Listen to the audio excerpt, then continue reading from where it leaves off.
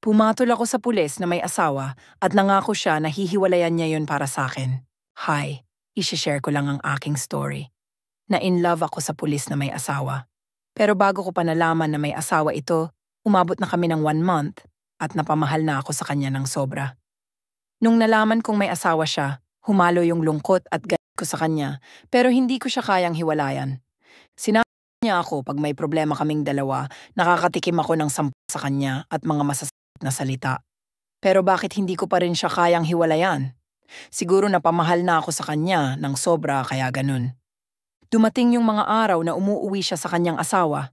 Sobrang sakit sa akin pero di ko magawang magreklamo kasi hanggang dun lang talaga ako, second option lang ako. Ang mas malala pa, gumamit pa ulit siya ng ibang babae. Ang masakit lang sa akin, kaibigan ko pa si girl. Gusto kong magalit sa sarili ko kasi ba't di ko siya maiwan-iwan kahit ang dami niya nang nagawang mali sa akin? Tinatanong ko yung sarili ko, nagkulang ba ako? Di pa ba ako sapat?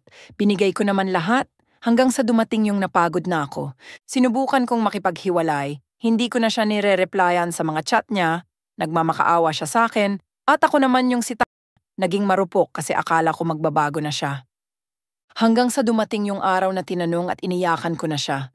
Tinanong ko siya na hanggang dito na lang ba ako? Magtatago na lang ba ako lagi?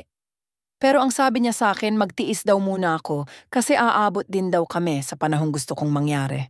Tinanong ko rin sa kanya na paano kung malaman ng asawa mo na may relasyon tayo. Ang sagot niya lang sa akin is wala raw siyang pakialam, ipaglalaban niya raw ako kahit anong mangyari. Hanggang sa dumating na yung araw na nalaman na nga ng asawa niya ang lahat. Nag-away sila ng asawa niya at simula nun ay di na siya nagparamdam. Pinlock niya ako sa lahat ng accounts niya. Hanggang ngayon durog na durog pa rin ako. Any advice naman po kung anong gagawin ko? Aasa pa ba ako na babalik siya o magmo-move on na lang ako? From Sender Miss.